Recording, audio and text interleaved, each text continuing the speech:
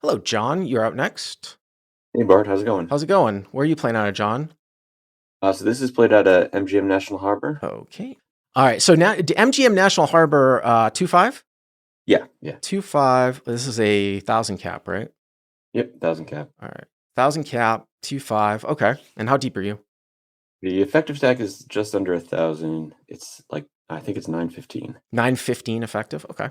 Start us off here. Pre-flop. Middle position, I think the low jack raised to 20. Okay. The cutoff then three bets to 65.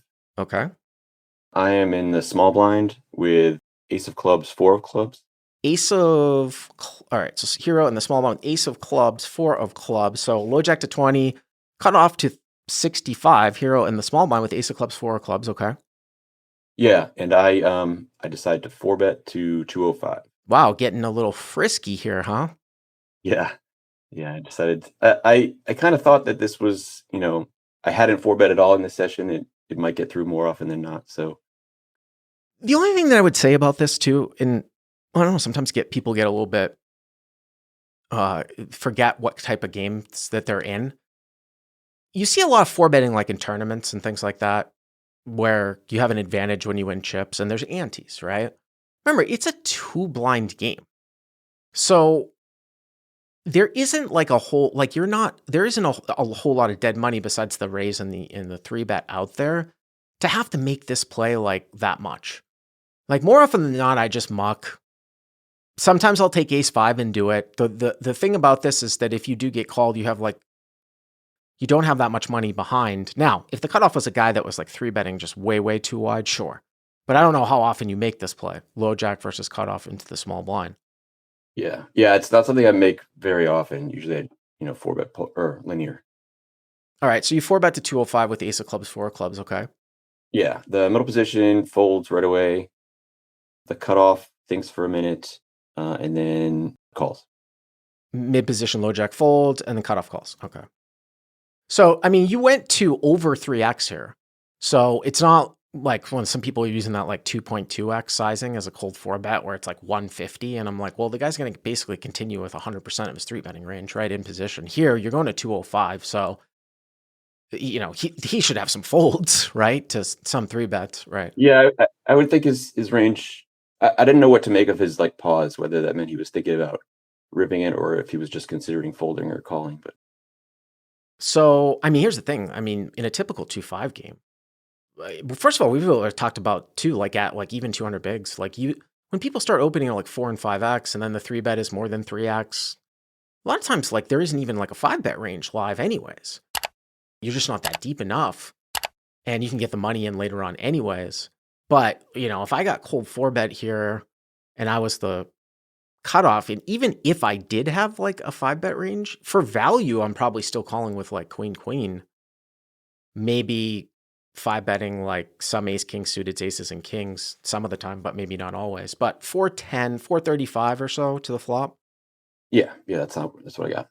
All right, so 435, and you guys have like 700 left or something. Yeah, something around there. Okay. So the flop is 664 rainbow. So six of diamonds, six of hearts, four of spades. 6 of diamonds, 6 of hearts, 4 of spades. Oh, you know what, John? You're CLP sub, right? And you sent me, you put this one up in our Discord, right?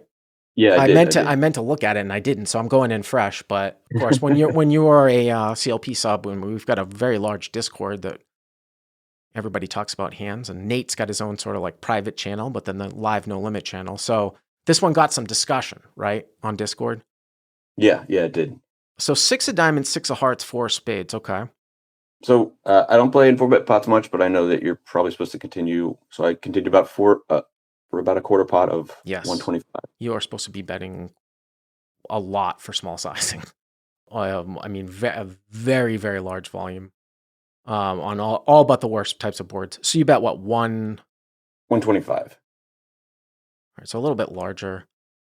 So you bet 125. Now, if the guy calls, the pot's going to be 285 the pot's going to be 685, and you guys are going to have like about a pot size bet left. So this is going to lead to some interesting situations if he continues here.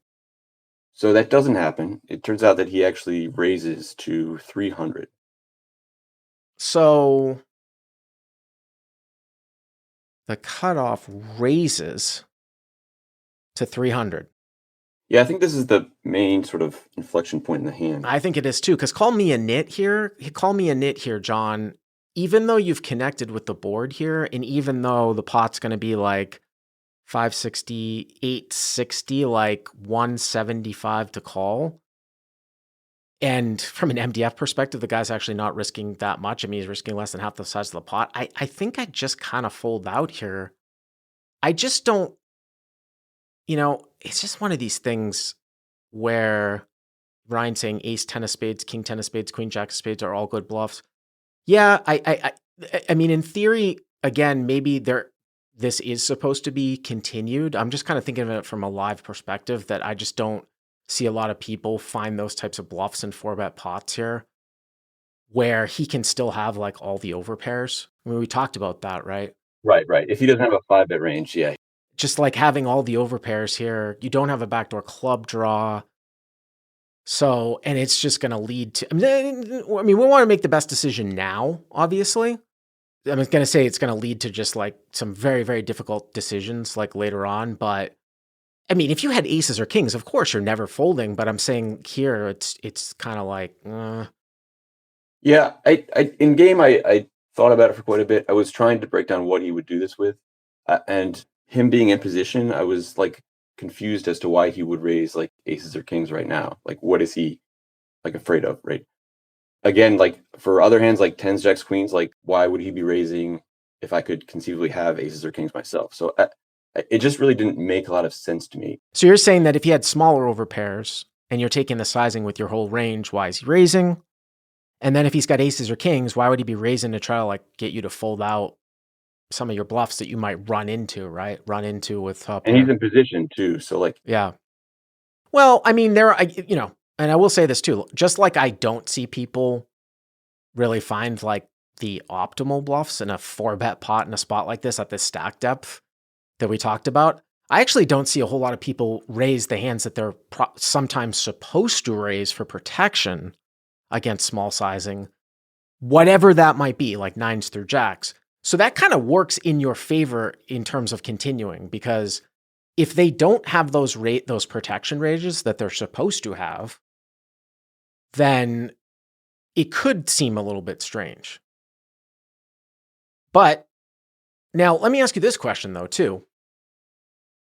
Like I said, I think I'm folding here. First of all, I probably fold pre-flop.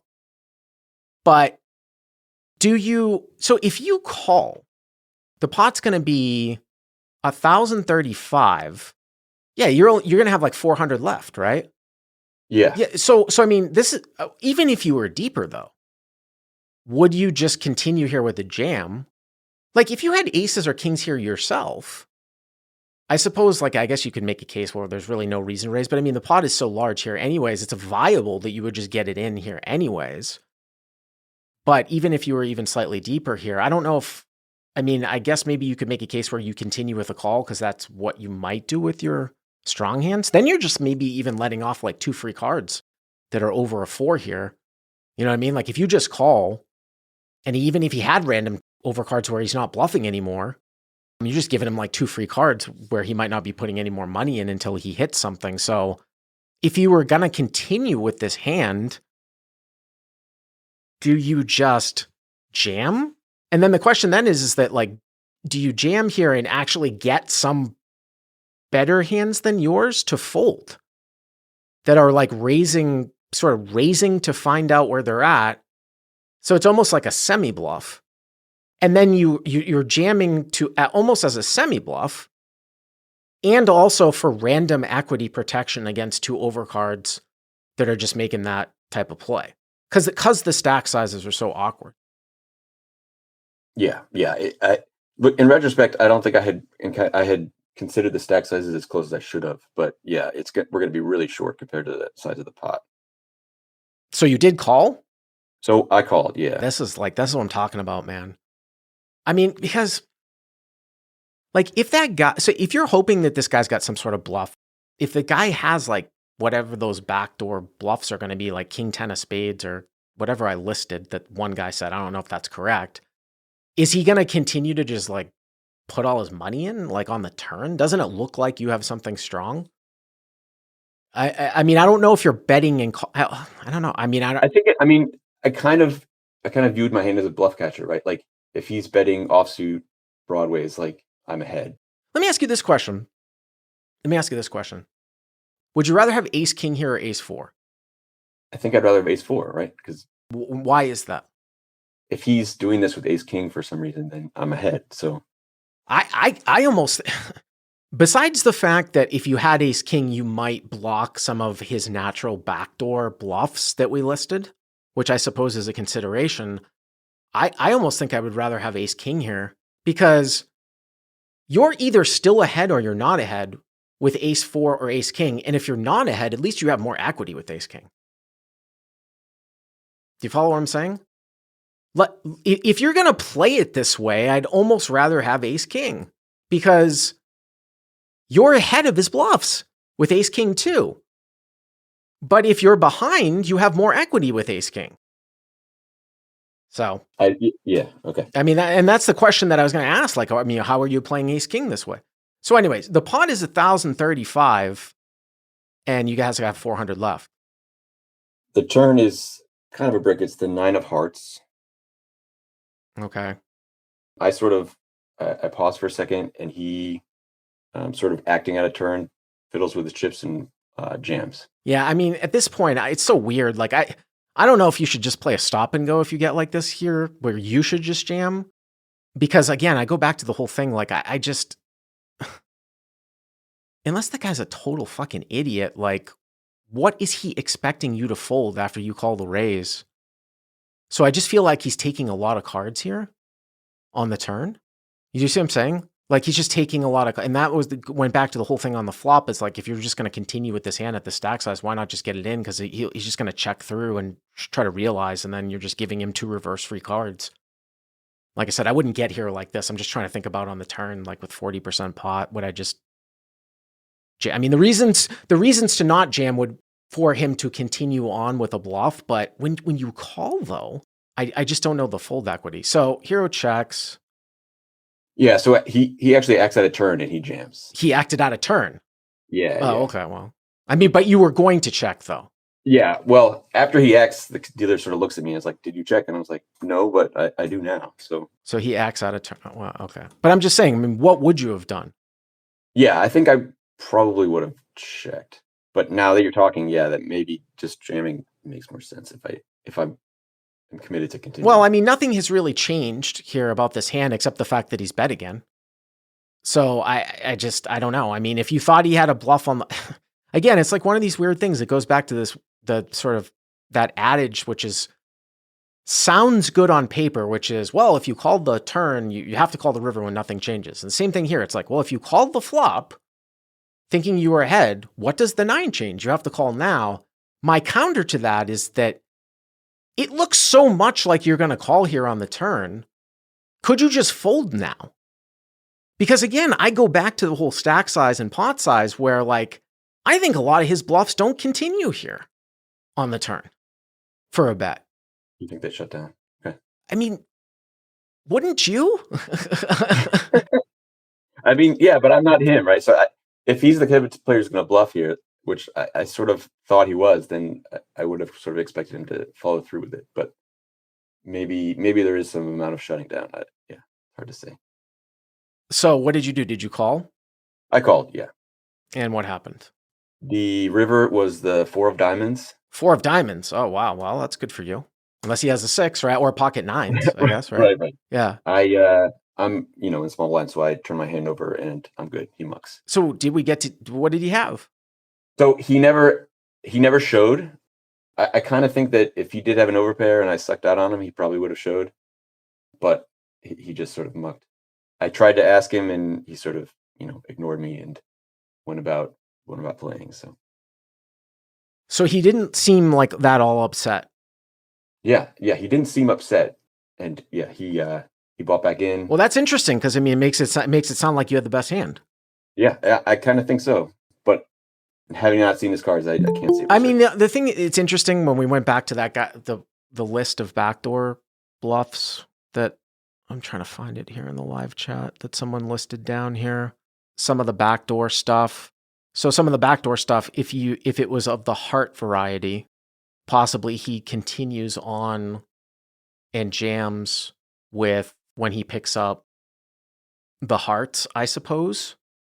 I just don't know from your perspective how many hands are bet calling the flop and then folding on the turn. I suppose I could maybe convince myself if I was your opponent, if I had backdoor hearts to jam turn when I pick it up, and maybe sometimes you fold out. But all around, it's kind of strange. Thank you very much for the call. I appreciate it.